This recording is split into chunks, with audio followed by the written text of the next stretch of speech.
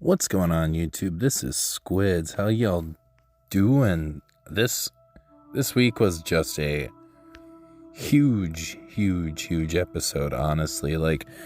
I feel like not like a shit ton happened yet again, but at the same time, a lot happened, if that makes any sense.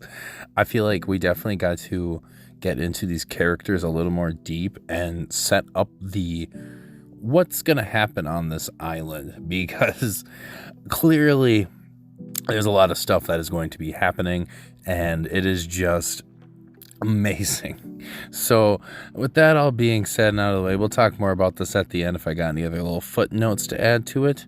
But we kick off this episode rather quickly with a flashback to Osa, who is that leader of that clan that our boy is from, Gabimaru. And it shows a scene where he's getting shot up with arrows and just being thrown everything at him, and he's even got a katana straight through his freaking skull, and he's clearly not dead. So that was Gabimaru just kind of flashing back to the point where he's like, you know what, yeah, this elixir's real. I know it's freaking real, because this man clearly can't die. And they get to the island right away, and it's Gabimaru and Sagiri sitting on the island, just kind of taking it all in and all of it, because it's clear to Gabimaru that Sagiri didn't really know if the island existed, because she had some type of doubts and everything, but he knew because of that scene. And then we get some nice pan views of this island and all the work that they put into it. It looks really good, your classic forest, jungle, I should say, not forest, but jungle with flowers and everything else, and the nice sunlight. Got some nice stills from that.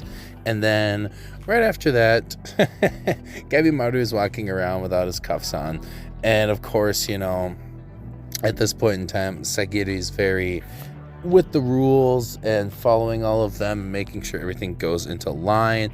And of course, Gabimaru is just trying to get to this elixir and get home and get to his wife. But, she's very persistent on that. He's a criminal and she's got to keep her eye on him. And then, of course, right when he's just getting ready to put those cuffs back on, because, he's just whatever, I just need to do what I need to do to get this.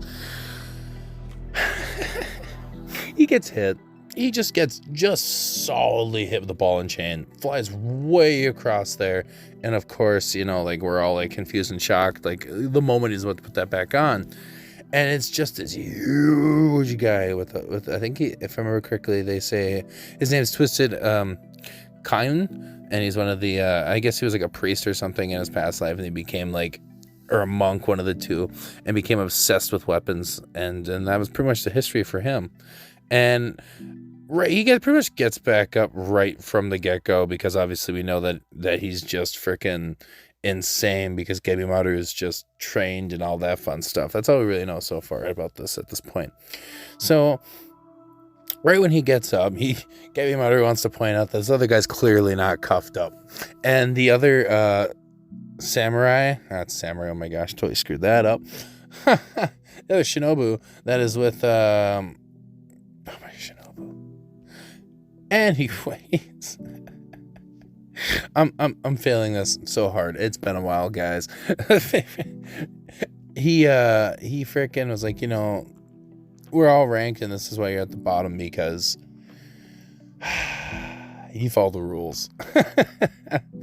And this other guy's pretty much just obsessed with weapons, as I discussed, and he's trying to beat the living snot out of Gabimaru, but it's just clearly not working, because all his weapons are just busting all over him.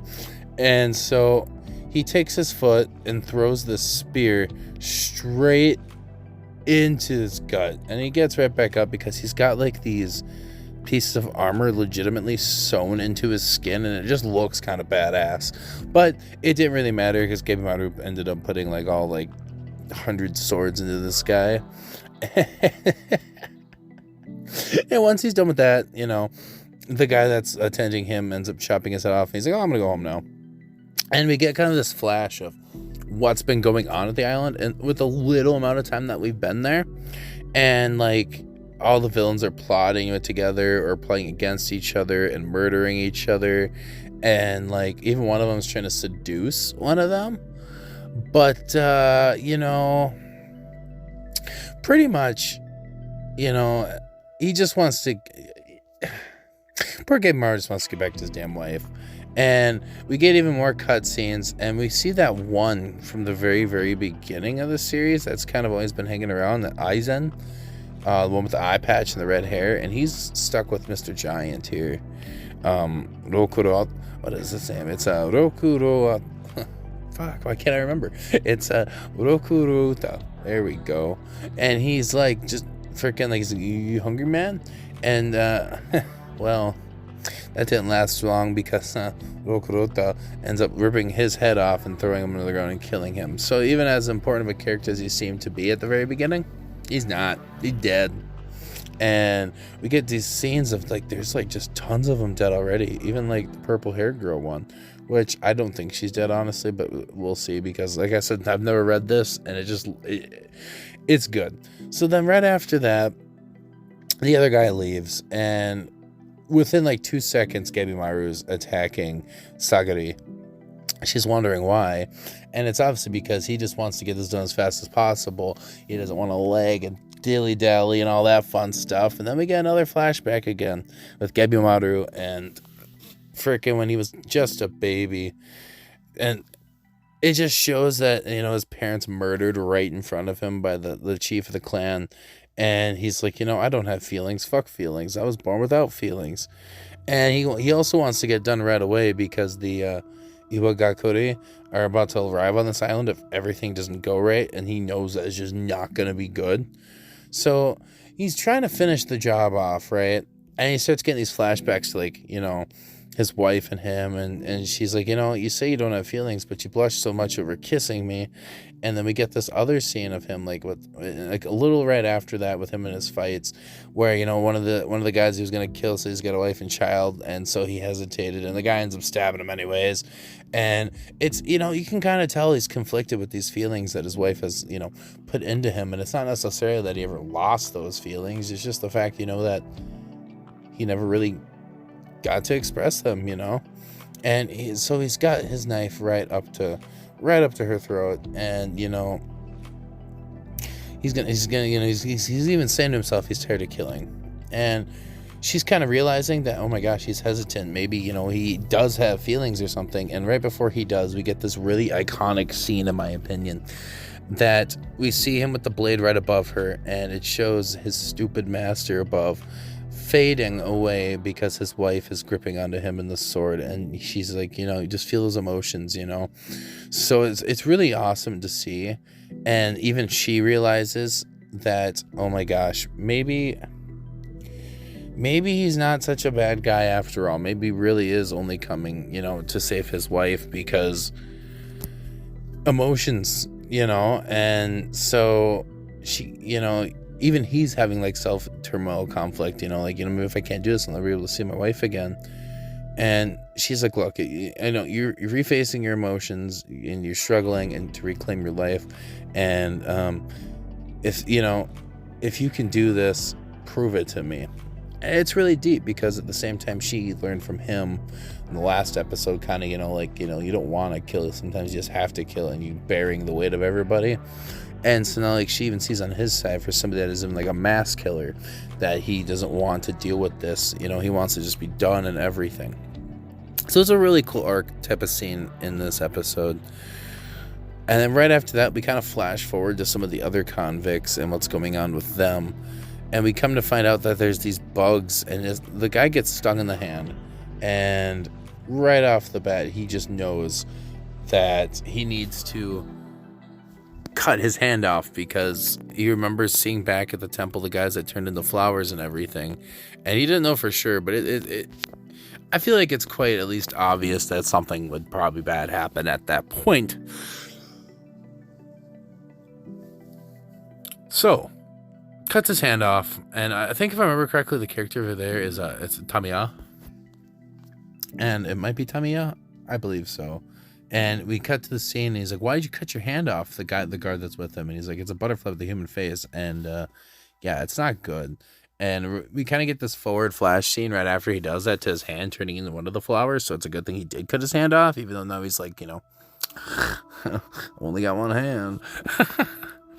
And so afterwards we see all these animals and they're just bizarre. And there's this giant, huge thing with his like hands coming out of its eyes. And like, then we flash over back to Gamimaru and his crew, and there's these millipedes with hands coming out of their mouths, and there's like this fish guy with like 6 arms, and clearly they are not in Kansas anymore because things are getting intense. So pretty much this episode, in my opinion, we've got, kind of the setup of like he's very conflicted with his emotions. We got to see some action and how things are going to go, building the trust between the two of them and seeing who's gone, who's going to make, more of a splash or impact in this scene, and just what is on this island and what we are about to come across. I think it was a fantastic episode. I mean, honestly, I'm not usually one for like, just boring shonen tournaments with no plot, no arc, terrible action scenes. However, this series to me so far seems to be everything that those aren't. Like, we got plenty of adventure and action so far. We're in episode 3 and it is just starting. Gore, don't even get me started. They're doing so good on the gore train, and the characters are interesting and keep me intact, and that is something that you don't get very often. Now, do I think it's going to be the top of the crop? Probably not, but I do very well think it's going to be right on par, if not slightly better than Chainsaw Man. So don't kill me for that opinion, but that's kind of what I feel. And other than that, that's pretty much all I got for today. Sorry it's a couple days late. It's been kind of hectic figuring things out. But I will be uploading, maybe another video here today. So we'll see how this goes. And if you've made it this long, I'd like to thank you very much. Leave a like if you enjoyed this video. And if you feel like subscribing, please. It means a lot to me. And yeah, if you didn't, thanks for staying this long. But other than that, well, pretty much all I got. So if you got anything to talk about this episode or the series, how you feel about it so far, leave it down in the comments below, and we will see y'all in the next video. Peace.